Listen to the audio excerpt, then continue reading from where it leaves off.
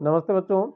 आज हम व्यावहारिक व्याकरण के प्रकरण अलंकार पर बात करेंगे। आज यमक अलंकार पढ़ने वाले हैं जिसके लक्षण और अर्थ पढ़ेंगे। ये कक्षा 12 के विषय हिंदी अनिवार्य में के लिए तैयार कर रहे हैं, बोर्ड एग्जाम 2023 के लिए विशेष रूप से। देखते हैं यमक अलंकार कि जब किसी पद में कोई एक शब्द एक से ज़्यादा बार आता है और हर बार उसका अलग अलग अर्थ ग्रहण किया जाता है तो वहाँ यमक अलंकार माना जाता है। देखो, हमने इससे पहले पढ़ा था श्लेष। श्लेष में एक शब्द एक बार आता है, एक बार शब्द आया और अर्थ कितने हुए? एक से ज्यादा। यहाँ क्या होता है? शब्द भी एक से ज्यादा बार है और अर्थ प्रत्येक बार अलग अलग है, तो वहां पर यमक अलंकार माना जाता है। जैसे काली घटा का घमंड घटा, यहाँ घटा मतलब बादलों का समूह है और इस घटा का अर्थ होता है कम होना। तो काली घटा का घमंड घटा, घटा घटा दो बार आए और दोनों बार अर्थ अलग अलग निकला, इसलिए कौन सा अलंकार होगा? यमक अलंकार माना जाएगा। आगे चलते हैं कि कनक कनकते सो गुना मादकता अधिकाय व खाए बोराए जग व पाए बोराए जग, कि सोने में धतूरे से 100 गुना अधिक नशा होता है। धतूरे को तो खाने से आदमी बोरा जाता है, इसको तो पाने से ही बोरा जाता है। कनक के पहले का अर्थ है सोना और दूसरे का अर्थ था धतूरा। दो बार शब्द आया और दोनों बार अलग अलग अर्थ प्रकट किया, इसलिए यमक अलंकार। आगे क्या कहते हैं कि भजन कयो ताते भजो भजो न एको बार दूरी भजन जाते कयो सो तू भजो गंवार। यहाँ भजन प्रथम शब्द के लिए क्यों क्या है?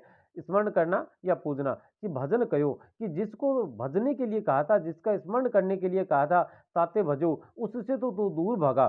भजो न एको बार, और उसको तूने एक बार भी नहीं भजा, अर्थात तूने उसका क्या नहीं किया? तूने उसका, और ये द्वितीय में लिखा है, स्मरण नहीं किया। तूने एक बार भी उसका स्मरण नहीं किया।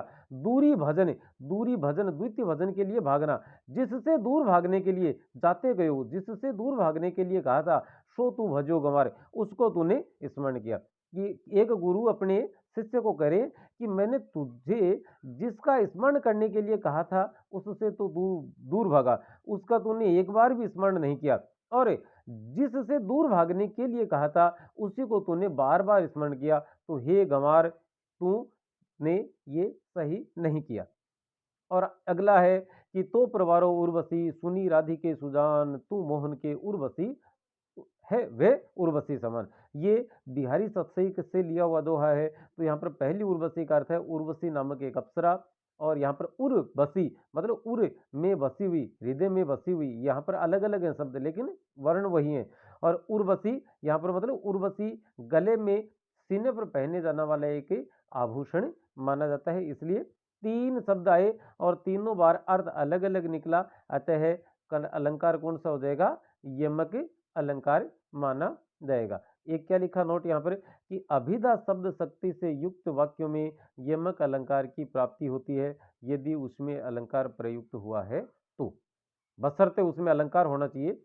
यदि अभिधा शब्द शक्ति से युक्त कोई पद है उसमें अलंकार की प्राप्ति होती है तो यमक अलंकार उसमें माना ही जाएगा। चलिए, आज के इस वीडियो में इतना ही। नमस्ते, धन्यवाद।